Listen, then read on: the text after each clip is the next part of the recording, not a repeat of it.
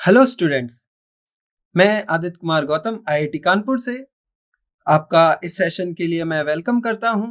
जो ये लेक्चर रहेगा वो सेट्स, रिलेशन और फंक्शन के ऊपर रहेगा।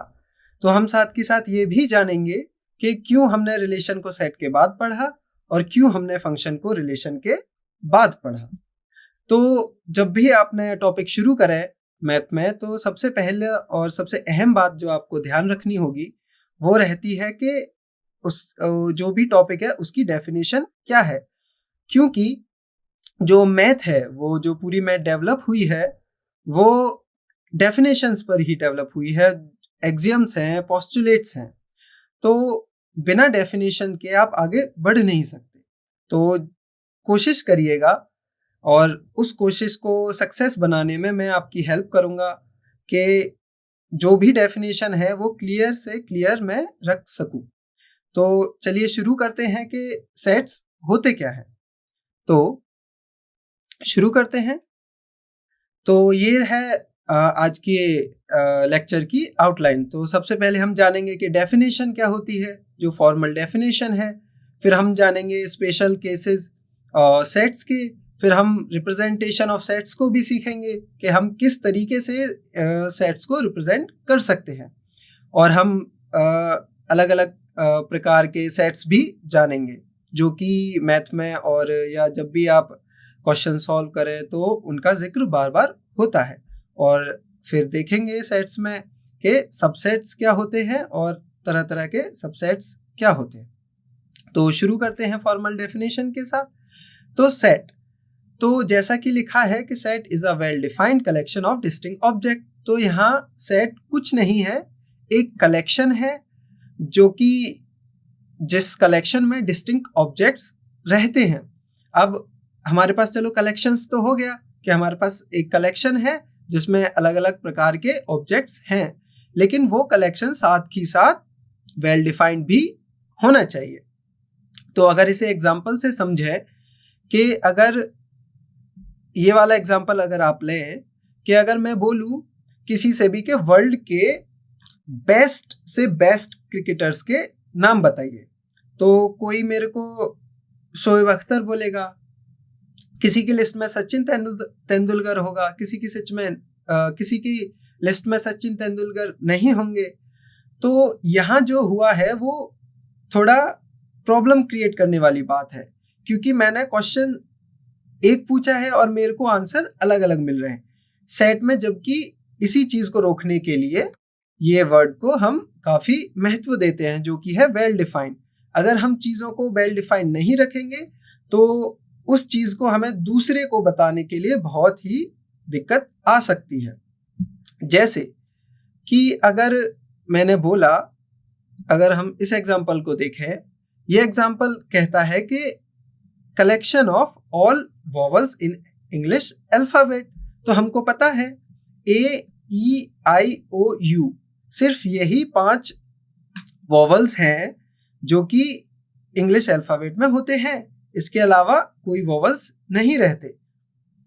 तो ये एक पहला, तो ये एक जो कलेक्शन है हमारा डिस्टिंक्ट ऑब्जेक्ट है इसमें, प्लस ये एक वेल डिफाइंड है। इसमें कोई आके कल को ये नहीं कह सकता कि इसमें एल भी ऐड कर दीजिए, नहीं, क्योंकि ये किसी ने, इंग्लिश एक्सपर्ट्स ने पहले से ही डिफाइन कर रखा है कि हमारा जो वॉवल्स का सेट होगा इंग्लिश में वो उसमें A, E, I, O, U ही रहेगा। ठीक है।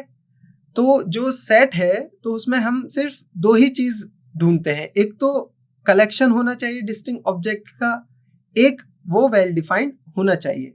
हमने देखा कि कभी ऐसा हो सकता है कि हमारे पास कलेक्शन तो हो लेकिन वो वेल डिफाइंड नहीं रहे, जैसा कि ये वाला केस था, collection of world's best cricketers. और जब हमने ये वाला एग्जांपल को देखा तो हमने इसमें जाना कि हमारे पास एलिमेंट्स भी हैं, डिस्टिंक्ट भी है और वेल डिफाइंड भी है। तो अगर आपको इससे कुछ समझ नहीं आए तो आप प्लीज कमेंट करिए, अगर समझ में आए तो बहुत अच्छा। तो हम चलते हैं नेक्स्ट स्लाइड की ओर। तो जो कुछ महत्वपूर्ण बातें हैं जो कि आपको ध्यान में रखनी चाहिए, और या जो भी नोटेशंस हैं जो स्टैंडर्डाइज्ड हैं, जो कि मेन अलग अलग मैथमेटिशियंस उनको मानते हैं, सराहते हैं, वो है कि जो हमारा जो सेट रहेगा उसमें रिपीटिंग एलिमेंट्स नहीं होने चाहिए। जैसे कि डेफिनेशन में ही बोला था कि कलेक्शन ऑफ डिस्टिंक्ट एलिमेंट। तो जैसे कि अगर कोई बोले कि अपने फ्रेंड्स के नाम लिख दीजिए, तो उसके फ्रेंड्स है आदित्य, उसके फ्रेंड्स हो सकते हैं अनुज, उसके फ्रेंड्स में दूसरा कोई फ्रेंड हो सकता है जिसका नाम भी आदित्य ही हो, तीसरा अब चौथा कोई फ्रेंड हो जिसका नाम तापस है, तो उसके ये 4 फ्रेंड्स हैं। अब कोई हमने बोला था सिर्फ उससे कि सिर्फ नाम लिख दीजिए, हमें नाम जानने में ही भलाई है। तो अगर आप देखें कि ये 2 नाम रिपीट हो रहे हैं, तो हम इस चीज को इग्नोर करने के लिए कि सेट में एलिमेंट्स रिपीट ना करें, तो हम स्टैंडर्ड यही रखते हैं कि एक एलिमेंट एक ही बार डिनोट किया जाए। ओके, सो जो स्टैंडर्ड फॉर्म होगा सेट को डिनोट करने का, वो अनुज, आदित्य, तापस रहेगा। इसके साथ साथ आप इस बात पे भी गौर करिए कि जो एलिमेंट्स का ऑर्डर होता है, ऑर्डर मतलब कि जैसे मैंने अनुज को यहाँ पहले पे लिखा, आदित्य को यहाँ दूसरे पे लिखा, तपस को यहाँ मैंने तीसरे नंबर पे लिखा, तो कोई चाहे तो इसी चीज को ऐसे भी लिख सकता है, तो उसमें उससे इस बात पे फर्क नहीं पड़ेगा कि उस दोस्त के फ्रेंड्स के क्या नाम है। फ्रेंड्स के नाम जो लास्ट में रहेंगे तो यही अनुज आदित्य तापस या आदित्य अनुज तापस। तो जो हमें इंफॉर्मेशन चाहिए इस सेट से, फ्रेंड्स सेट से, वो हमें मिल रही है। ठीक है, तो हमें इस चीज का ध्यान रखना चाहिए कि उसमें कोई एलिमेंट रिपीट ना करे और उसका ऑर्डर कुछ भी रख सकते हैं, तो हमें इस बात से कोई दिक्कत नहीं आनी चाहिए। ठीक है, जैसा कि यहाँ लिखा हुआ है, order of the element doesn't make any difference. तो जो हमने और जो चीजें हैं जिसका ध्यान रखना चाहिए, जैसे कि कोई अगर ये वाला पॉइंट देखिए फर्स्ट, जैसे कि लिखा है कि ऑब्जेक्ट्स, एलिमेंट्स या members of a set are synonym terms. अगर मैं बोलूं कि अनुज फ्रेंड्स सेट का एक मेंबर है, या मैं बोल सकता हूं कि अनुज फ्रेंड सेट का एक एलिमेंट है या ऑब्जेक्ट्स है, तो ये सब का सब एक ही तरफ इशारा करेंगे, इन सब का एक ही मतलब होगा। और सेकंड पॉइंट हमें ये बताता है कि जब भी हम सेट को डिनोट करना चाहें तो हम ज्यादातर सेट को कैपिटल लेटर से डिनोट करते हैं, जैसे ए या बी या सी जैसे भी। या अगर हम यहाँ इसको और शॉर्ट में लिखना चाहें कि हमारा जो सेट है फ्रेंड्स, तो उसको हम एफ नाम दे सकते हैं, जिसमें मेंबर्स कौन कौन है, एक अनुज है, एक आदित्य है, और जो लास्ट में है वो है तपस। ओके, ये अब जो थर्ड पॉइंट बोल रहा है वो कह रहा है कि जो हमारे एलिमेंट्स होंगे वो स्मॉल लेटर से रिप्रेजेंट किए जाएंगे। तो जो भी हमारे एलिमेंट्स होंगे वो हमारे स्मॉल लेटर से क्या करेंगे, हम उन्हें डिनोट करेंगे।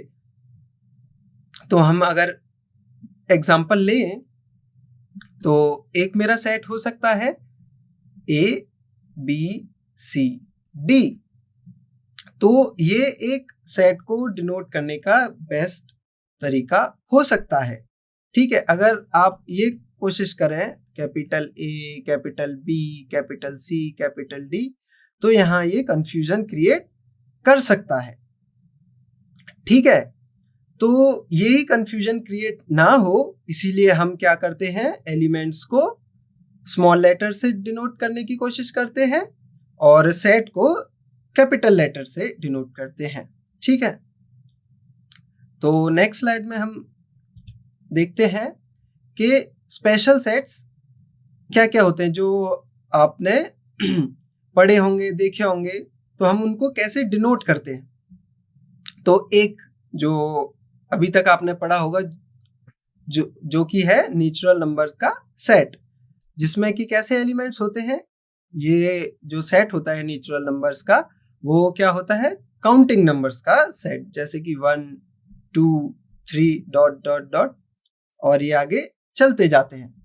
तो इसको हम कैपिटल N से डिनोट करते हैं इस तरीके से।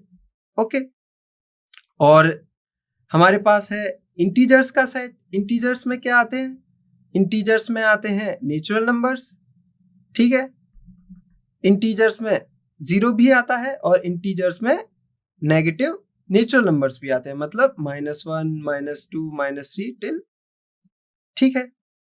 तो इसको हम इस तरह के Z से डिनोट करते हैं। ये जो हमारे पास नोटेशंस हैं, ये स्टैंडर्ड नोटेशंस हैं जो कि आपको हर मैथमेटिक्स की बुक में मिल जाएंगे। ऐसे ही रेशनल नंबर्स के सेट को, ऐसे ही रियल नंबर्स के सेट को हम डिनोट करते हैं।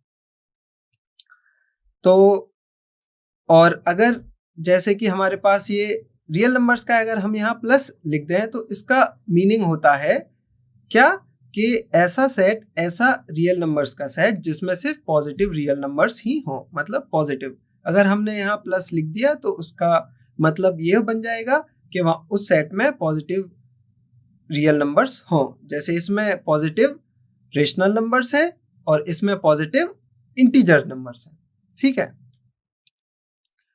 अब हम जानेंगे कि रिप्रेजेंटेशन ऑफ सेट्स क्या होता है और क्यों हमको जरूरत पड़ी, या क्यों दो तरीके के रिप्रेजेंटेशन ऑफ सेट्स होते हैं। पहला, हमारे पास कोई सेट होगा तो हम उसको कैपिटल से डिनोट करेंगे। दूसरा, अगर उसके एलिमेंट्स हैं तो हम स्मॉल लेटर से डिनोट करेंगे, मान लीजिए ये।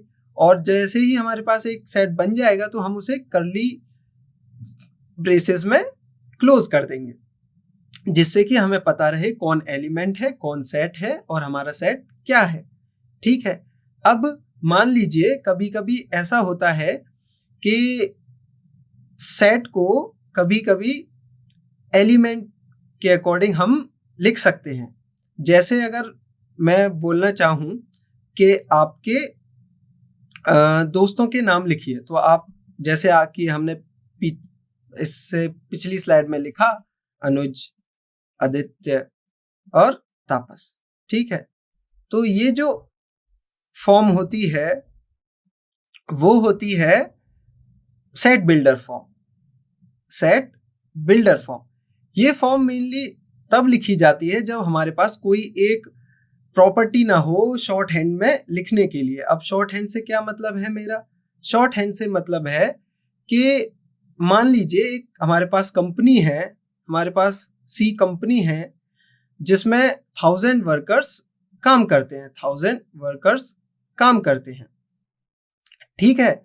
अब वो 1000 वर्कर्स में से कुछ प्रोग्रामिंग करते हैं जिसे हमने पी से डिनोट कर दिया, पी सेट से।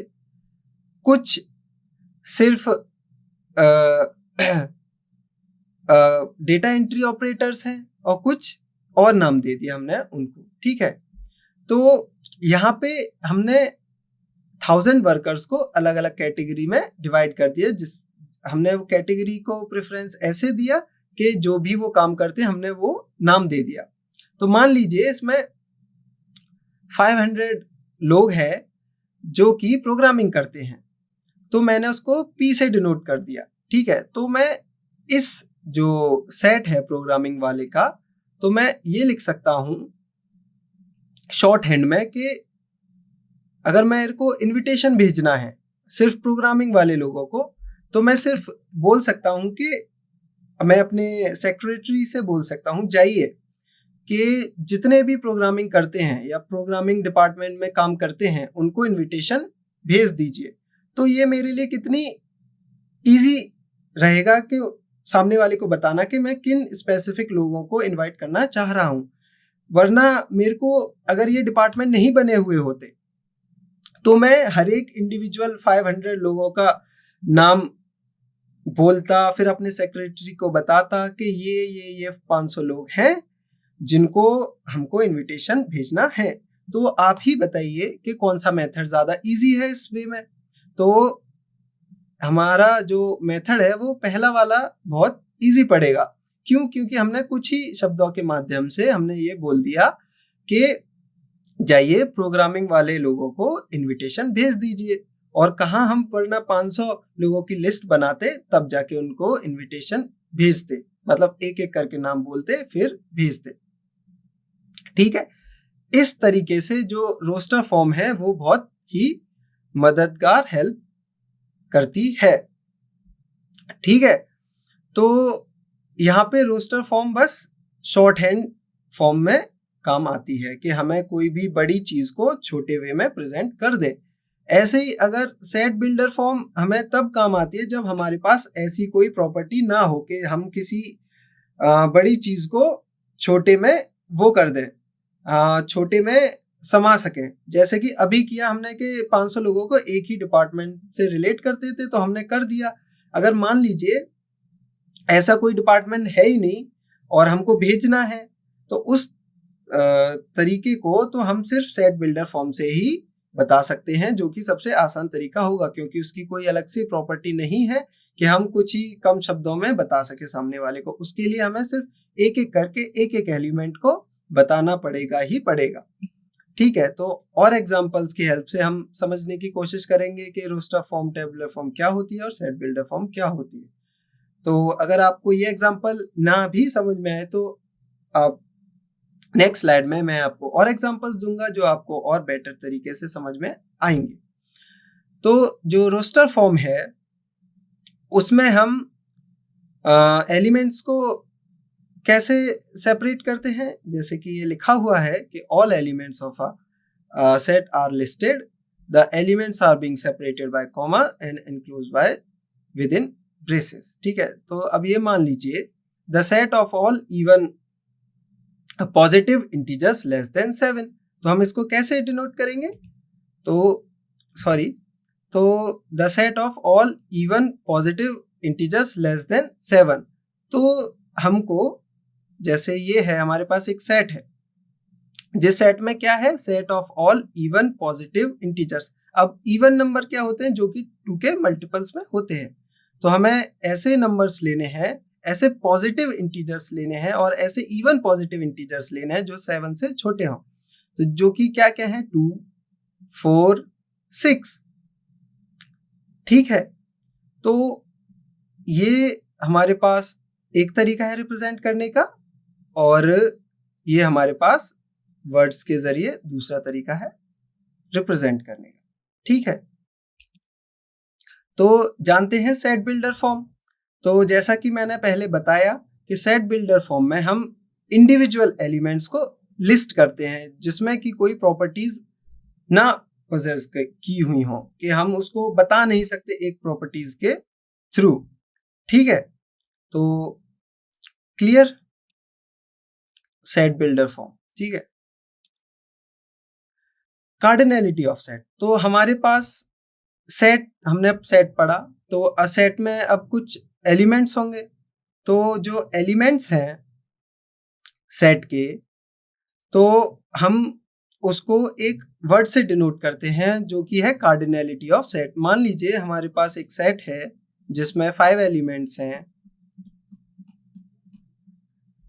ठीक है, तो हम बोलेंगे cardinality of A is equals to 5, मतलब जो ए सेट के अंदर जितने भी एलिमेंट्स हैं हम उसे कार्डिनैलिटी ऑफ अ सेट बोलेंगे। मतलब कार्डिनैलिटी ऑफ ए मतलब ए सेट के अंदर कितने एलिमेंट्स हैं, यहाँ पे कितने हैं, 1 2 3 4 5। ठीक है, तो अब हम देखेंगे कि टाइप्स ऑफ सेट्स। तो हमारे पास ये पॉसिबिलिटी हो सकती है कि हमारे पास जो सेट हो, मतलब जो सेट है हमारे पास वो एम्प्टी हो, मतलब उसमें कोई एलिमेंट्स हो ही ना। ठीक है, जैसे अगर मैं बोलूं कि बताइए ह्यूमंस में कितने हैंड होते हैं, कितने ह्यूमन बीइंग्स में कितने हाथ होते हैं, तो आप बोलेंगे 2। ठीक है, तो ये एम्प्टी सेट नहीं है। लेकिन अगर मैं यही बोलूं कि किताब के कितने हाथ होते हैं, तो आप बोलेंगे कि एक भी नहीं। तो उसी इंफॉर्मेशन को हम सेट के अकॉर्डिंग सिर्फ ऐसे लिखते हैं कि हम या तो हम बोलेंगे कि एम्प्टी सेट है ये, कि किताब के अंदर 0 हाथ होते हैं, तो हम उसको ऐसे डिनोट करते हैं, हम वर्ड्स में उसको ऐसे लिखते हैं एम्प्टी सेट। उसका दूसरा लिखने का तरीका ये भी है कि फाई सेट, ठीक है, फाई सेट। और इसी को दूसरे शब्दों में हम वॉइड सेट, नल सेट भी कहते हैं। तो जब भी ये phi set, empty set, void, null set आप देखें तो आप समझ जाएं कि हम एक ऐसे सेट की बात कर रहे हैं जिसमें कोई भी एलिमेंट नहीं है, ठीक है। अब आते हैं सिंगलटन सेट पे। तो जो सिंगलटन सेट है, जैसा कि नाम है सिंगलटन, इसका मतलब जो हमारा जो सेट है उसमें सिर्फ और सिर्फ एक ही एलिमेंट है। जैसे कि 1, ये हमारा एक सेट है जिसमें एक ही एलिमेंट है। और ले लीजिए कोई सेट ए, ये भी सिंगलटन सेट है, ठीक है। अब आते हैं हम फाइनाइट और इनफाइनाइट सेट पे। तो सबसे पहले जानते हैं फाइनाइट सेट। तो फाइनाइट सेट क्या होते हैं? फाइनाइट सेट होते हैं कि ऐसे सेट जिनमें हम बता सकें कि कितने एलिमेंट्स हैं। एग्जाम्पल के तौर पे समझिए कि 1 2 ऐसे हमने 12 तक काउंटिंग लिखी, तो हम यहाँ पे ये बता सकते हैं कि ए सेट के अंदर 12 एलिमेंट्स है, मतलब कार्डिनलिटी ऑफ ए 12 है। इसका मतलब हमारे पास जब भी कोई एक फाइनाइट नंबर दिया गया होगा, कार्डिनलिटी ऑफ एनी सेट, तो हम उसको फाइनाइट सेट बोलेंगे, ठीक है। अगर वो सेट फाइनाइट नहीं है तो हम उसको इनफाइनाइट बोलते हैं। एग्जाम्पल के तौर पे जैसे कि आपने नेचुरल नंबर का सेट देखा, 1 2 3 ऐसे ये चलते जाते हैं, ठीक है। तो इस सेट में हम फाइनाइट नंबर नहीं बता सकते कि कितने एलिमेंट होते हैं। एक कोई फाइनाइट नंबर नहीं है जिसको हम बोल दें कि ये इस सेट में इतने एलिमेंट हैं। तो इसीलिए ये इनफाइनाइट सेट का एक एग्जाम्पल है, ठीक है। तो अब आते हैं इक्विवेलेंट सेट पे। तो जो इक्विवेलेंट सेट है, इक्विवेलेंट से यहां मतलब है कि अगर हमारे पास दो सेट हैं, एक सेट है ए, एक सेट है बी, अगर इस सेट की कार्डिनलिटी, मतलब इस सेट ए सेट के अंदर जितने भी एलिमेंट्स हैं, मान लीजिए n एलिमेंट्स हैं, अगर उतने ही एलिमेंट इस बी सेट में हैं तो हम बोलेंगे कि ए और बी इक्विवेलेंट सेट्स हैं। अगर एग्जांपल माने तो अगर मेरे पास ए सेट है ए बी और बी सेट है 1 2, तो आप देख सकते हैं कि सेट ए में 2 एलिमेंट्स हैं, सेट बी में भी 2 एलिमेंट्स हैं। तो जो इक्विवेलेंट सेट की डेफिनेशन है उसके लिए सिर्फ जो कार्डिनलिटी है वो बराबर होनी चाहिए, जैसा कि यहाँ है, दोनों में ही 2 एलिमेंट्स हैं। तो हम बोलेंगे कि A is equivalent to set B, ठीक है। अब आता है इक्विवेलेंट के बाद इक्वल सेट। तो इस चीज को आप थोड़ा गौर से समझिएगा कि इक्वल सेट से मतलब होता है जब भी हमारे पास अगर 2 सेट हैं, अगर दोनों सेट्स में इक्वल नंबर ऑफ एलिमेंट होने चाहिए और एक ही जैसे एलिमेंट्स होने चाहिए। जैसे अगर यहाँ ए बी सी है सेट और यहाँ ए बी है, तो ये इक्वल सेट्स नहीं है। क्यों नहीं है? क्योंकि यहाँ पे जो सी एलिमेंट है ए का वो बी में नहीं है। अगर ये भी एलिमेंट बी में रख दिया जाएगा तो हमारा ए और बी जो सेट्स होंगे वो इक्वल सेट्स होंगे। तो जो नंबर ऑफ एलिमेंट्स हैं वो भी सेम होने चाहिए और जो एलिमेंट्स हैं वो भी एक दूसरे में बिलोंग करने चाहिए ही चाहिए। अब बात आती है सबसेट की। जब भी सबसेट की बात आती है तो चलिए एक एग्जांपल से शुरू करते हैं। तो हमारे पास 2 सेट तो होने ही चाहिए। तो मान लीजिए एक सेट है ए, एक सेट है बी। अब ए सेट के एलिमेंट्स है 1 2, बी सेट के एलिमेंट्स है 1 2 3। तो हम ये देख सकते हैं कि ए सेट के एलिमेंट्स 1 और 2 बी सेट के एलिमेंट्स में है, ठीक है। तो हम इसी चीज को बोलते हैं, एक हमने इसी चीज को वर्ड दे दिया सबसेट, कि जब भी ऐसा हो कि एक सेट के सारे एलिमेंट दूसरे सेट में हों, बिलोंग करने लगे, तो हम उसको सबसेट बोलेंगे, जो कि है A is a subset of B। ठीक है, और जिसे कि हम एक सबसेट का सिंबल ये होता है, जिसे हम इस सिंबल से डिनोट करते हैं, A is subset of B। ठीक है, तो अब आते हैं प्रॉपर सबसेट में। तो प्रॉपर सेट क्या होते हैं? प्रॉपर सेट होते हैं प्रॉपर सबसेट, मतलब कि जैसे ये जो एग्जांपल है, इसके जो एलिमेंट्स हैं 1 2 सेट बी में है, ठीक है, और हमारे पास एक और बी में एक एक्स्ट्रा एलिमेंट है जो कि ए में नहीं है, तो हमें ये पता है A is a subset of B, लेकिन क्योंकि 3 ए में नहीं है तो हम इसको बोलेंगे ए इज अ प्रॉपर सबसेट, और प्रॉपर सबसेट का नोटेशन होता है ये, हम इसको ये वाली चीज नहीं लिखते हैं। ठीक है, तो हम प्रॉपर सबसेट के लिए ये वाली चीज नहीं लिखते हैं, मैंने रेड मार्क से कर दिया है।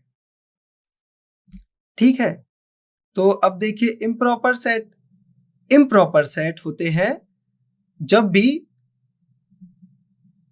अगर हमारे पास दो सेट हैं ए और बी, जब भी ए सेट के पास वो सारे एलिमेंट्स हैं जो भी सेट बी के पास हैं, तो हम ऐसे सेट्स को इम्प्रॉपर सबसेट बोलेंगे। ठीक है, अब आता है सुपरसेट की बात। सुपरसेट होता है कि एग्जाम्पल से समझिए कि अगर हमारे पास ए एक सेट है, ए सेट है 1 2 3, और बी कोई दूसरा सेट है ए बी सी और 1 2 3। सुपरसेट का यहाँ मतलब है, जैसा कि आपने सबसेट में पढ़ा, ठीक है, तो सबसेट में हमने पढ़ा, अगर आप इस एग्जांपल से देखें कि A is a subset of B। क्यों? क्योंकि A के जो एलिमेंट हैं वो B में हैं। तो इसी को बोलने का दूसरा तरीका भी हो सकता है, जैसे कि हमारे पास अगर मैं रियल लाइफ एग्जांपल दूं, तो जैसे कोई कहता है कि A is a son of B, तो उसी चीज को दूसरे वर्ड्स में कोई ये बोल सकता है कि B is father of A। तो सेम लॉजिक यहाँ अप्लाई हो रहा है कि A is a subset of B, तो हम इसको रिवर्स वे में बोलते हैं B is a superset of A। ठीक है, तो ये रिलेशन होता है सबसेट और सुपरसेट में। अब आते हैं पावर सेट में।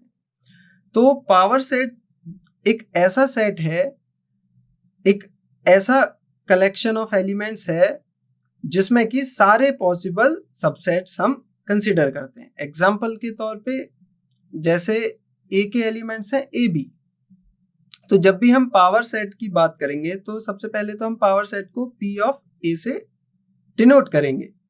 तो P ऑफ ए का मतलब है कि ऐसा सेट जिसमें कि वो सारे पॉसिबल सबसेट हों किसके, ए के। तो सारे पॉसिबल सबसेट क्या क्या होते हैं? एक तो 5 होता है, आप आगे जानेंगे कि क्यों मैंने यहाँ 5 लिखा है। ए होता है, बी होता है और ए बी होता है, यही पॉसिबल सबसेट्स हैं जो कि ए के हैं, इसके अलावा कोई नहीं है। तो आगे देखते हैं इनकी डिटेल में डेफिनेशंस को। ठीक है, तो जैसा कि मैंने बताया कि एम्प्टी सेट में कोई भी एलिमेंट नहीं होता, उसका दूसरा नाम नल सेट होता है। एम्प्टी सेट, वॉइड सेट, उसको हम रिप्रेजेंट करते हैं कर्ली ब्रेसेस से और 5 से। सिंगलटन सेट में सिर्फ और सिर्फ एक ही एलिमेंट रहता है। अब आते हैं फाइनाइट और इनफाइनाइट सेट पे। जैसा मैंने बताया कि फाइनाइट सेट कब फाइनाइट बोलते हैं, जब हमारे पास कोई भी एक सेट है जिसको हम बता सके कि इसमें इतने फाइनाइट नंबर ऑफ एलिमेंट्स हैं। ठीक है, कि कोई एक नंबर है जिसे हम बोल सकें कि इतने नंबर ऑफ एलिमेंट्स इस सेट में हैं, तो हम बोलेंगे कि वो सेट कैसा है, फाइनाइट, वरना हम उसे क्या बोलेंगे, इनफाइनाइट।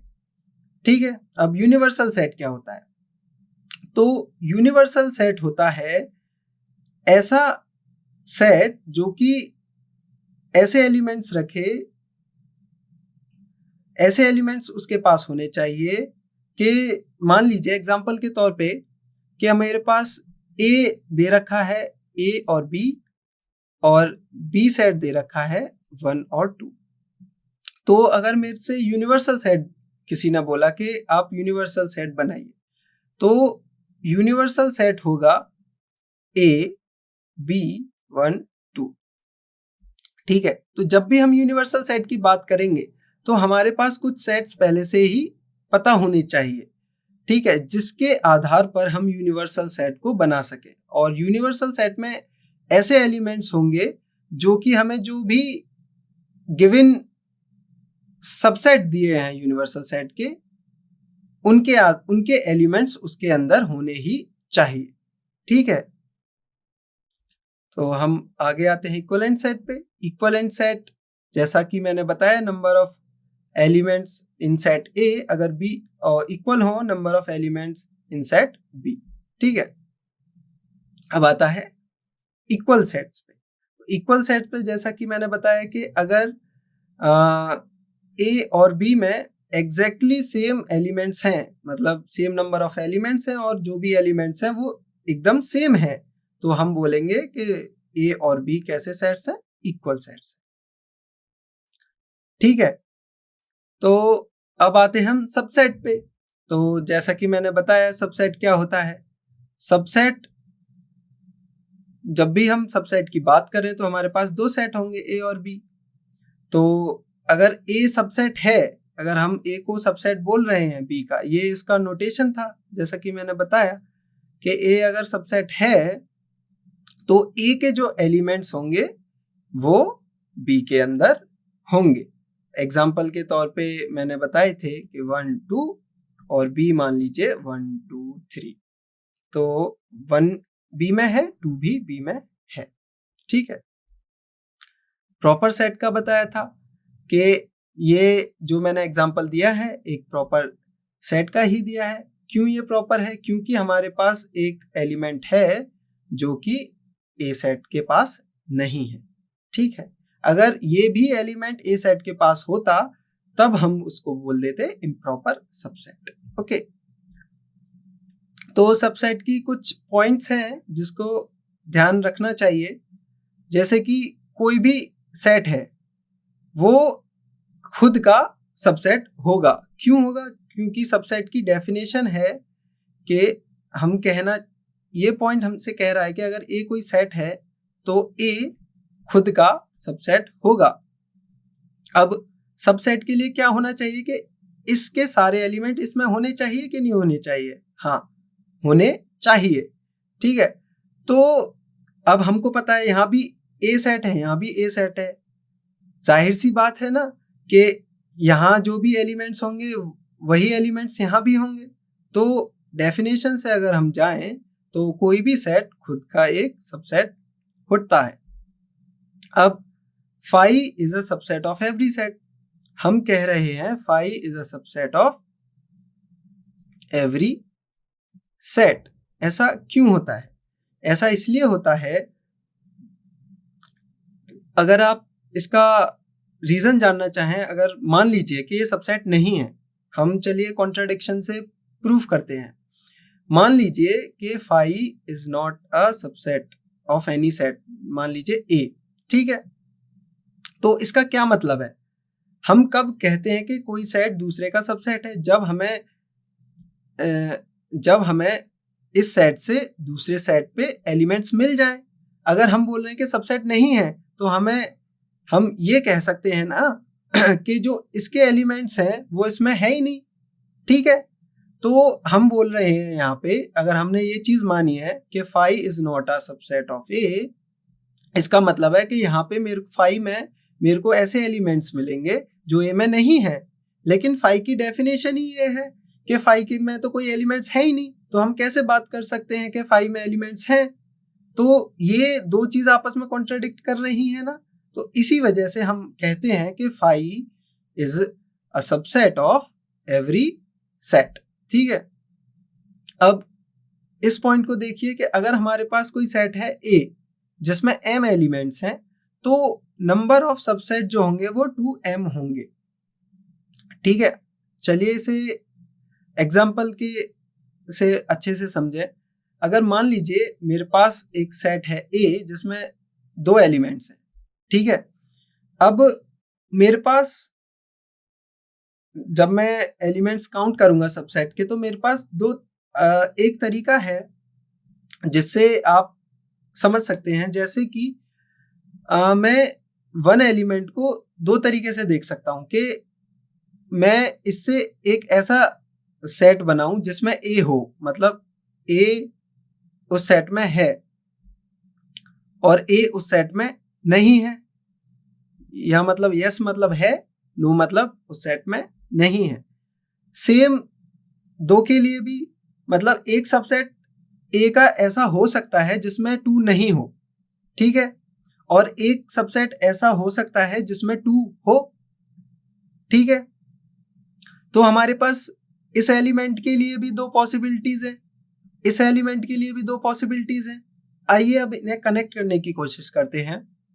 मान लीजिए कि जो वन एलिमेंट है वो किसी एक सबसेट में है और किसी एक सबसेट में नहीं है। अब अगर उस सबसेट में, मान लीजिए अगर हमने एक ऐसा सबसेट उठाया जिसमें 1 है, तो उसमें फिर से एक पॉसिबिलिटी आ जाती है, क्या उस सेट में 2 है या उस सबसेट में 2 नहीं है। ठीक है, ये पॉसिबिलिटी बनी। अब इस ब्रांच को देखते हैं। अगर हमारे पास एक ऐसा सबसेट है जिसमें 1 नहीं है, तो हम आगे और 2 पॉसिबिलिटी बना सकते हैं। अगर 1 नहीं है तो उस सबसेट में 2 हो सकता है, पॉसिबिलिटी है कि 2 हो या 2 भी नहीं हो। ठीक है, तो हमारे पास सिर्फ ये पॉसिबिलिटी निकल के आई है। तो हमने देखा लास्ट में कि अगर हम एक एलिमेंट उठाते हैं तो हमारे पास सिर्फ 2 ही चॉइसेस रहती हैं कि वो एलिमेंट सेट में होगा या नहीं होगा। अगर है तो ये रहा, अगर नहीं है तो यहां पर हम खड़े हैं। अगर वो एलिमेंट सेट में है तो फिर से 2 पॉसिबिलिटी हो सकती है दूसरे एलिमेंट के लिए। क्यों, क्या पॉसिबिलिटीज है कि दूसरा जो एलिमेंट हमने अब उठाया, दूसरा एलिमेंट उसके साथ हो सकता है या उसके साथ नहीं हो सकता। ठीक है, अब ये पॉसिबिलिटी यहाँ पे रुक गई क्योंकि हमारे सेट में एलिमेंट ही 2 हैं। अगर और एलिमेंट हैं तो ये आगे और ब्रांचेस बनती जाएंगी, ये ट्री और बड़ा होता जाएगा। अगर हम दूसरा ट्री देखें तो वो कहता है कि अगर 1 एलिमेंट सेट में नहीं है तो ऐसा हो सकता है कि 1 एलिमेंट सेट में नहीं है लेकिन 2 हो।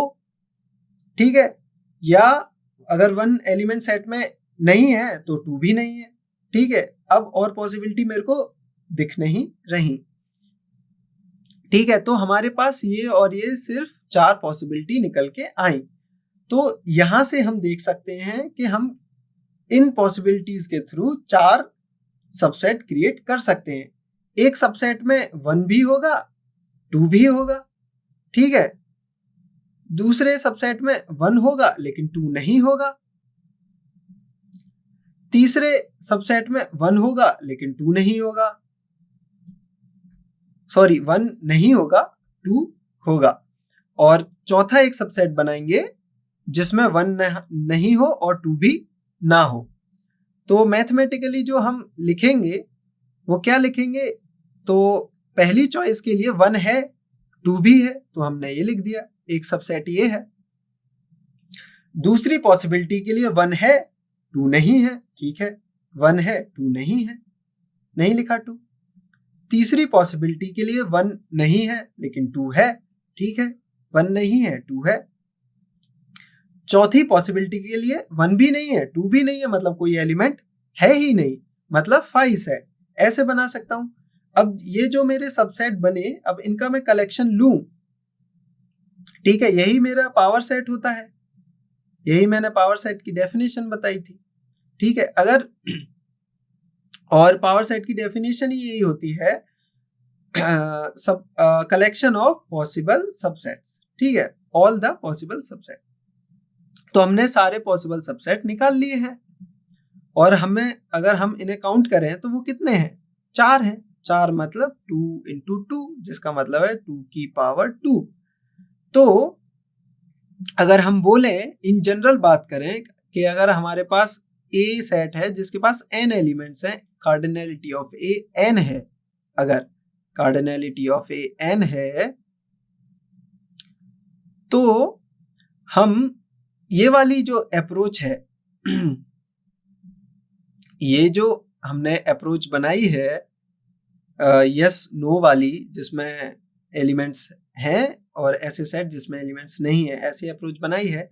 तो जब हम n एलिमेंट्स के साथ करेंगे तो हमारे पास लास्ट में जो पॉसिबिलिटी बनेगी, जैसे यहाँ पे 4 आई है, वहां पे हमारे पास कितनी आएगी? जैसे आप देख सकते हैं, हर यस नो बार बार 2 ब्रांचेस में डिवाइड हो जाता है, ठीक है। तो हर ब्रांच बार बार 2 ब्रांचेस में और डिवाइड हो रही है। तो अगर हमारे पास, जैसे यहाँ पे 2 एलिमेंट्स थे, तो हमको 2 एलिमेंट्स फिर से 2 में डिवाइड हो गई, तो हमको 4 मिला। तो ऐसे ही अगर n एलिमेंट्स हैं तो हर बार 2 में डिवाइड होगी, तो 2 इंटू 2, ऐसे हमें n टाइम्स मल्टीप्लाई करना पड़ेगा। इसी वजह से जो हमारे नंबर ऑफ सबसेट्स होते हैं वो 2 की पावर n होते हैं। और जैसा कि यहाँ m दिया हुआ है, तो यहाँ 2 की पावर m होगी, ठीक है। तो आपको लॉजिक समझ में आया? ठीक है। अगर कोई आपको कुछ थोड़ा सा भी अनक्लियर है तो प्लीज कमेंट। ओके, तो अब जैसा कि नीचे दिया हुआ है नंबर ऑफ प्रॉपर सबसेट, अब प्रॉपर सबसेट में हम कौन सा सबसेट इग्नोर करते रहते हैं? हम एक इक्वल जो सेट होता है उसको वो इग्नोर करते रहते हैं, ठीक है। जैसे मैंने एग्जांपल में लिखा कि ये जो एग्जांपल था जिसमें ए में 1,2 एलिमेंट्स हैं और उसका हमने सबसेट क्रिएट किए, एक सबसेट ये था, एक ये था, एक ये था और एक ये। तो ये इसका प्रॉपर सबसेट है।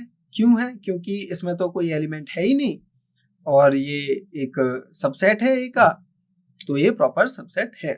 ये भी प्रॉपर सबसेट है। क्यों है? क्योंकि इसमें सिर्फ 2, ये जो एलिमेंट 2 है वो ही है और सेम इसमें एलिमेंट 1 ही है, और ये जो सबसेट है वो इक्वल सेट है, ठीक है। ये सेट और ये वाला सेट जो है इक्वल सेट्स हैं। जब भी हम प्रॉपर सबसेट की बात करते हैं तो हम इक्वल सेट को इग्नोर करते हैं। तो अगर आप ये सोचें कि जब भी आप किसी भी सेट का, n एलिमेंट के सेट का सबसेट्स का सेट क्रिएट करें, तो सिर्फ और सिर्फ एक ही ऐसा सबसेट मिलेगा जो कि उस सेट के इक्वल होगा। तो हम उस सेट को अगर निकाल दें तो जो हमारे पास बचे हुए सेट्स होंगे वो प्रॉपर सबसेट्स होंगे।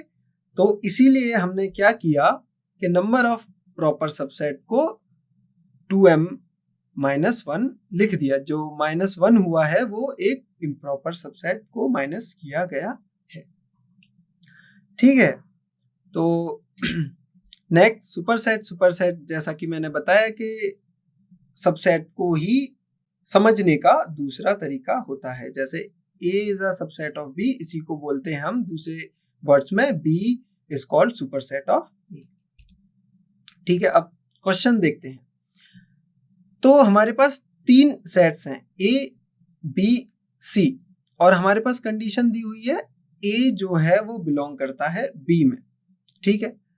तो क्रिएट करते हैं चलो ऐसा सबसेट जो कि B में बिलोंग करे। तो इसका मतलब है अगर मैं A कोई सेट लेता हूं, मान लीजिए ये सेट है, और मेरे को पता है कि A बिलोंग टू बी, इसका मतलब है ये जो सेट है ये पूरा का पूरा सेट बी में बी के एलिमेंट की तरह प्रेजेंट किया जाएगा। ठीक है, इसका मतलब है अगर मैं यहाँ लिखूं तो अगर बी का एलिमेंट 1 है तो दूसरा एलिमेंट ये होगा, और भी अगर एलिमेंट हैं तो रख सकते हैं, लेकिन इजीली समझ में आ जाए तो मैं ये 2 एलिमेंट लेके चलता हूँ। ठीक है, तो यहाँ पे मेरी कंडीशन फुलफिल हो गई। क्या कंडीशन? के ए बिलोंग कर रहा है बी में, कर रहा है ना, ये देखिए ए बिलोंग कर रहा है बी में। ए जो सेट है एक बी के एलिमेंट की तरह ट्रीट हो रहा है। ठीक है, और अगर ए बी में बिलोंग कर रहा है और बी सबसेट है सी का, मान लीजिए अब बी हमको सबसेट दिखाना है सी का, ये कंडीशन है, तो हम सी को कैसे क्रिएट कर सकते हैं? मतलब सी में बी वाले एलिमेंट्स तो रहे ही रहे, प्लस कोई एक एक्स्ट्रा एलिमेंट भी डाल सकते हैं। ठीक है, तो मान लीजिए डाल दिया, तो हमसे क्वेश्चन पूछा जा रहा है कि इज इट ट्रू कि ए सबसेट होगा सी का? क्या आप यहां से देख सकते हैं? क्या मैं यहां से बोल सकता हूं ए इज सबसेट ऑफ सी? अगर ए सबसेट है सी का तो ए के एलिमेंट सी में होने चाहिए या नहीं होने चाहिए। ठीक है, तो क्या लगता है आपको कि ये सबसेट होगा या नहीं होगा? ठीक है, तो जैसा कि हम इस एग्जांपल से देख सकते हैं कि ए के एलिमेंट हमने ये किए थे बी के, क्योंकि बी ए बिलोंग कर रहा है बी में, इसका मतलब 1, ये ए का ये पूरा एक इस सब वो ए सेट है जो कि बी के एक एलिमेंट की तरह प्रेजेंट किया गया है। तो जब हम ये बात कर रहे हैं कि एक सबसेट होगा, जैसा कि यहाँ दिखाया गया है प्रॉपर सबसेट होगा सी का, इसका मतलब ए का जो एलिमेंट है, यहाँ देखिए ए का क्या एलिमेंट है? ए है, इसका मतलब ए का जो एलिमेंट होगा वो बिलोंग करना चाहिए सी सेट में। क्या ऐसा हो रहा है? नहीं। क्यों नहीं हो रहा? क्योंकि ये जो एलिमेंट है वो सी में बिलोंग कर रहा है, ना कि ए उसमें बिलोंग कर रहा है। ठीक है, समझ में आया? तो जब ये चीज ही नहीं होल्ड हो रही तो ये भी होल्ड नहीं होगी। तो हमने एक एग्जाम्पल के जरिए बताया कि ये जो कंडीशंस दी गई हैं उस कंडीशन के अकॉर्डिंग ए सबसेट प्रॉपर सबसेट नहीं हो सकता सी का। ठीक है, सो आंसर इज नो। जैसा कि पीछे मैंने रीजन दिया अलग सेट लेके, तो यहाँ अलग सेट लेके रीजन दिए गए हैं। ठीक है, लॉजिक फिर भी वही रहेगा। ओके, तो पावर सेट, जैसा कि मैंने जब पावर सेट की बात आई थी तभी पावर सेट एक्सप्लेन किया था। फिर जब प्रूफ हम कर रहे थे एक्सप्लेन, तब हमने पावर सेट की बात की थी। तो अब तक तो आपको काफी अच्छे से समझ आ गया होगा कि पावर सेट होता क्या है। तो पावर सेट जो होता है, फिर से मैं आपको एक और बार बता देता हूं कि पावर सेट जो होता है वो हम इस तरीके से डिफाइन करते हैं कि एक ऐसा सेट जो कि जब भी हम पावर सेट की बात कर रहे हैं तो किसी ना किसी एक सेट की भी बात कर रहे हैं। तो एक ऐसा सेट जिसमें कि ए के सारे सबसेट्स हों, जिसमें वो सेट खुद भी इंक्लूड होता है और अदर प्रॉपर सबसेट्स जो होते हैं वो भी इंक्लूड होते हैं, नल सेट भी होता है। एग्जाम्पल के तौर पे मैंने आपको बताया ही था, फिर से मैं एक और बार बता देता हूं कि पावर सेट ऑफ ए, अगर ए हमारे पास दिया गया है ए और बी, तो क्या होगा? एक तो 5 होगा, एक ये होगा सिंगलटन सेट होगा, एक सिंगलटन सेट बी होगा, एक कंप्लीट सेट ये होगा। ठीक है, तो इस चीज को वेरीफाई करने के लिए आप ये भी देख सकते हैं कि number of cardinality of power set of A is equals to 2 की पावर m, जहां पर कार्डिनलिटी ऑफ ए अगर m है तो, ठीक है। जैसा कि यहाँ एग्जांपल दिया गया है कि अगर हमसे बोला जाए कि सेट ए ये है तो इसके क्या पावर सेट में कौन कौन से एलिमेंट्स आएंगे प्लस कितने एलिमेंट्स होंगे। तो देखते हैं, एक तो फाई हमेशा रहेगा, एक ये सेट रहेगा ही रहेगा जो कि यहाँ लिखा हुआ है, बाकी सिंगलटन एलिमेंट्स भी आएंगे, ये बाकी ये पेयर सेट्स आएंगे, ठीक है। तो और ये सारे सबसेट जब आप काउंट करेंगे तो वो उनका नंबर क्या आना चाहिए, 2 पावर 3 जो कि होता है 8। तो हम काउंट करते हैं 1 2 3 4 5 6 7 8। ओके, सो कार्डिनलिटी, जैसा कि मैंने बताया, cardinality of a power set क्या होगी, अगर कार्डिनलिटी हमें दी गई है m a की, तो पावर सेट की कार्डिनलिटी होगी 2 पावर m। ओके, यहाँ n है तो m हो या n, उससे ये बस एक वेरिएबल है तो फर्क नहीं पड़ेगा। तो एग्जाम्पल, इसमें कार्डिनलिटी ऑफ a जैसा कि 3 दी हुई है, तो पावर सेट की जो कार्डिनलिटी होगी वो 2 की पावर 3 होगी जो कि होगा 8, ठीक है। तो अब आते हैं सबसेट ऑफ रियल नंबर्स, ठीक है। तो जैसा कि हमने पहले ही इन नेचुरल नंबर्स के नोटेशन बताए कि इसमें कौन से एलिमेंट्स आते हैं, इंटीजर्स के बारे में बताया, रेशनल्स के बारे में बताया, ठीक है। तो अब हम उसके आगे जाते हैं, जो कि हमें सेट में आगे जब हम और पढ़ते हैं तो हमें मिलते हैं इंटरवल्स, ठीक है। तो इंटरवल्स क्या होते हैं, सबसेट होते हैं रियल नंबर्स के, ठीक है। यूनिवर्सल सेट का आपने इससे पहले एक डेफिनेशन देखी। वेन डायग्राम क्या होते हैं, जब ये वेन डायग्राम को हम क्यों इस्तेमाल करते हैं, क्या फायदे होते हैं वेन डायग्राम के, वो हम आगे डिस्कस करेंगे, ठीक है। तो ये जो सारे पॉइंट्स हैं हम डिस्कस करेंगे, ठीक है। तो चलिए शुरू करते हैं इंटरवल से। तो जो इंटरवल्स हैं, इंटरवल्स ओपन होते हैं, क्लोज्ड होते हैं। अब ओपन क्लोज से क्या मतलब है मेरा, क्लोज से मतलब है सबसे पहला इंटरवल्स के लिए मुझे क्या नीड होनी चाहिए कि मेरे पास 2 रियल नंबर्स होने चाहिए, ठीक है। अब वो 2 रियल नंबर्स कैसे होने चाहिए, एक छोटा होना चाहिए, एक बड़ा रियल नंबर होना चाहिए, ठीक है। अब ये हो गए मेरे पास 2 रियल नंबर हैं, एक छोटा है और एक बड़ा है। तो जो मेरे पास एक सेट आएगा, अब वो कैसे सेट की बारे में बात कर रहा हूँ, एक मेरा ऐसा सेट जिस सेट में ये जो ए और बी एलिमेंट्स हैं वो इंक्लूडेड हों, ठीक है।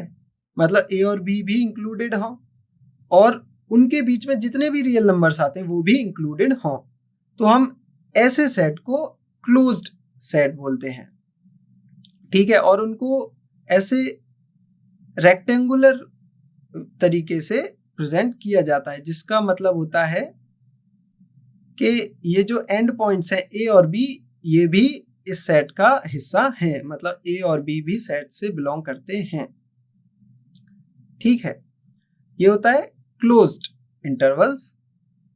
और जैसा कि यहाँ फर्स्ट पॉइंट में डेफिनेशन दी हुई है, ये होते हैं ओपन इंटरवल्स। अब ओपन इंटरवल्स में सिर्फ इतना फर्क होता है क्लोज्ड इंटरवल से कि ये जो एंड पॉइंट्स होते हैं उनको हम उस सेट में इंक्लूड नहीं करते हैं, सिर्फ और सिर्फ जो ए और बी के बीच में जितने भी रियल नंबर्स आते हैं सिर्फ और सिर्फ उन्हें ही इंक्लूड किया जाता है। तो उसी चीज को कि हम उन्हें इंक्लूड नहीं कर रहे हैं उनको हम बोलते हैं ओपन इंटरवल्स। इसीलिए हम इन एंड पॉइंट्स पर ऐसे ओपन तरीके से प्रेजेंट करते हैं, जैसे कि यहाँ पे क्लोज्ड तरीके से प्रेजेंट किया, एक रेक्टेंगुलर ब्रैकेट्स लगाए हैं और यहाँ पर हमने हाफ सेमी सर्कल टाइप में यूज किया है प्रेजेंटेशन को। ठीक है, तो आपको समझ आया। ओके, तो क्लोज्ड इंटरवल जो जैसा कि मैंने अभी बताया। हाँ, एक और टर्म आप देखेंगे, हाफ क्लोज और हाफ ओपन इंटरवल।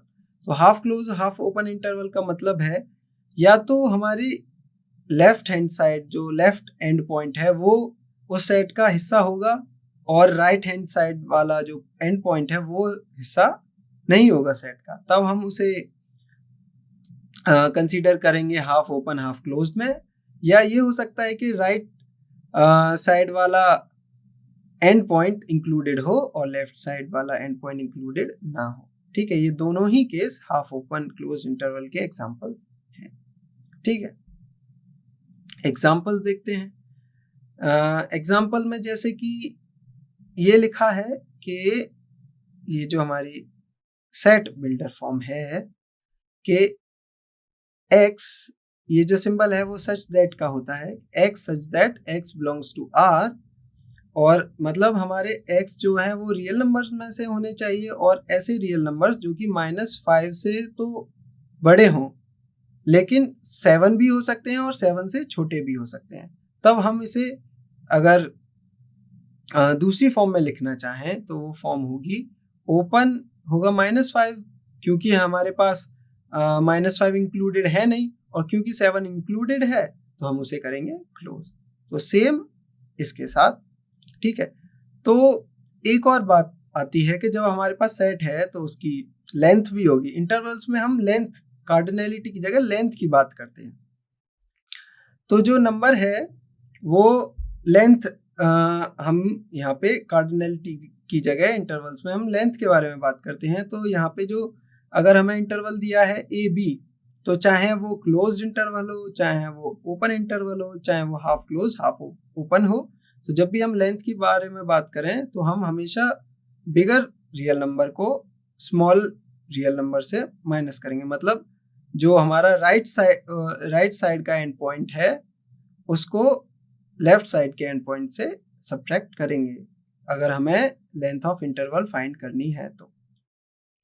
ठीक है, तो यूनिवर्सल सेट जैसा कि बताया था कि कलेक्शन ऑफ ऑल एलिमेंट्स, ऐसा एलिमेंट जो कि एक हमें पहले तो 2 या 3 जितने भी सेट्स हैं वो गिवन हो, उसके अकॉर्डिंग हम यूनिवर्सल सेट को डेवलप करते हैं और जब तक हमें वो कॉन्टेक्स्ट नहीं दिया गया हो तो हम यूनिवर्सल सेट के बारे में बात नहीं कर सकते। ठीक है, तो एग्जांपल जैसे कि एक सेट x है, एक सेट y है और एक सेट z है, तो जब हम यूनिवर्सल सेट के बारे में बात करेंगे तो हम इन तीनों सेट के एलिमेंट्स को एक साथ रखेंगे जिससे कि हमें एक यूनिवर्सल सेट मिलेगा। ठीक है, जैसे कि ये। ठीक है, अब आते हैं वेन डायग्राम।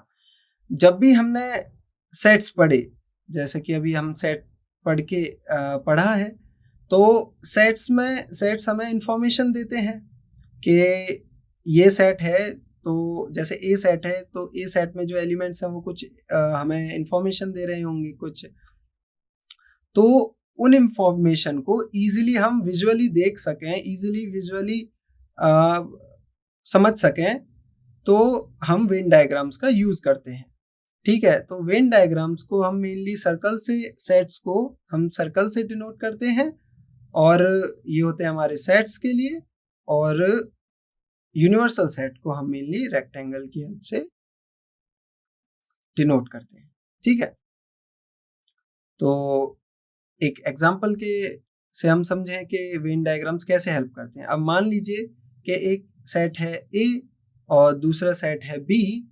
ए सेट के पास क्या बोलते हैं, जैसे कि 2 फ्रूट्स हैं, एप्पल और बनाना, और बी सेट के पास भी 2 फ्रूट्स हैं लेकिन एक बनाना है और दूसरा स्ट्रॉबेरी। ठीक है, तो ये जो बनाना है दोनों में कॉमन है, तो हम क्या करेंगे, इसको ऐसे ना लिख के ये जो कॉमन पार्ट है उसमें लिखेंगे जिससे कि हमें इंफॉर्मेशन कम से कम वे में प्रेजेंट की जा सके, कोई भी इजीली समझ जाए कि ये जो वाला पार्ट है ये जो कॉमन पार्ट है इसमें ऐसी इंफॉर्मेशन है जो इस सेट में भी है और इस सेट के लिए भी है। और यहाँ जो अगर हम लिखेंगे तो उसका ये मतलब है कि ये एलिमेंट जो है ए में है लेकिन बी वाले सेट में नहीं है। ठीक है, और ये हमारा होता है यूनिवर्सल सेट जो कि ए और बी को समाये हुए होता है। ठीक है, तो जैसे कि एग्जांपल दे रखे हैं कि हमारे पास अगर यूनिवर्सल सेट यू है 1 2 3 से लेके 10 तक, तो हमारा जो ए है एक सबसेट है उसका। ठीक है, 2 4 6 8 10 और बी है हमारा दूसरा सबसेट है और जो कि बी ए के अंदर कंटेन करता है। तो हम इसको विजुअली दिखा सकते हैं कि हमारे पास यू सेट है जो कि एक सेट जिसके अंदर एक सबसेट ए है और उसके भी अंदर एक सबसेट बी है। तो हम इजीली इस विजुअल रिप्रेजेंटेशन से बता सकते हैं कि जो हमारे ए और बी हैं वो आपस में कैसे रिलेट करते हैं, उनकी रिलेशनशिप क्या है। उनकी रिलेशनशिप ये है कि B is a proper subset of A. ठीक है, अब जब भी हम यूनियन के बारे में बात करते हैं, यूनियन ऑफ सेट्स के बारे में बात करते हैं, तो यूनियन ऑफ सेट्स हमें क्या बताता है? यूनियन ऑफ सेट्स हमें बताता है कि अगर हमारे पास कुछ सेट्स हैं, मान लीजिए हमारे पास 2 सेट्स हैं ए और बी, तो जब भी हम यूनियन के बारे में बात कर रहे हैं, तो यूनियन के बारे में बात कर रहे हैं इसका मतलब है कि हम दोनों के सेट की इंफॉर्मेशन के बारे में एक साथ बात कर रहे हैं। ठीक है, कि जो भी इंफॉर्मेशन इस सेट के पास है और जो भी इंफॉर्मेशन बी सेट के पास है, तो हम इन दोनों की इंफॉर्मेशन को मिला के बोलेंगे कि ए यूनियन बी जो सेट बनेगा उसकी इंफॉर्मेशन दीजिए। ठीक है, तो ए जिसका सिंबल ऐसे होता है ए यूनियन बी, जिसके एलिमेंट्स क्या होते हैं, ऐसे elements x x such that या तो वो ए में बिलोंग करेगा और या तो वो बी सेट में बिलोंग करेगा। ठीक है, यूनियन के बाद बात आती है, अब एग्जाम्पल से और समझ लें इसे, कि जैसा हमें ए दिया है 2 4 6 8, बी दिया है 6 8 10 12, तो ए यूनियन बी क्या होगा, इन दोनों का कंबाइंड इंफॉर्मेशन जो होगी हम उसको ए यूनियन बी बोलेंगे और वो भी क्या होगा, एक सेट होगा। तो 2 4 6 8 ए के एलिमेंट्स है और 6 8 10 12 6 8 10 12। ठीक है, तो हम नए 6 8 को रिपीट बार बार नहीं लिखा क्योंकि सेट में हम इसी चीज को इग्नोर करते हैं। ठीक है, तो अब हम आते हैं सेट्स की प्रॉपर्टीज पे, यूनियन की प्रॉपर्टीज पे। ठीक है, तो जो यूनियन की प्रॉपर्टीज है, यूनियन की प्रॉपर्टीज में कम्यूटेटिव लॉ आता है, एसोसिएटिव लॉ आता है, लॉ ऑफ आइडेंटिटी आता है, आइडेंटिटी लॉ आता है और लॉ ऑफ यू आता है। अब इन सब से क्या मतलब है?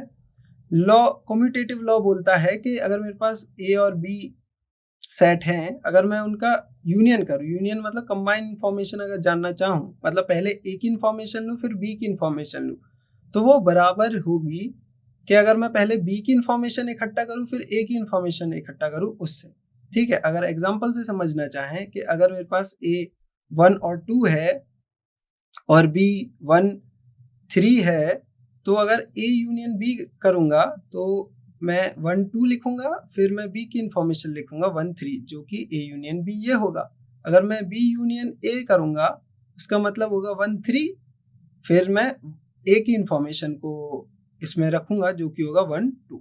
तो सेट्स ये क्या है, इक्वल है, क्योंकि 1 इस सेट में भी है, उस सेट में भी है, 2 भी और 3 भी, तो सेम एलिमेंट्स दोनों सेट में है।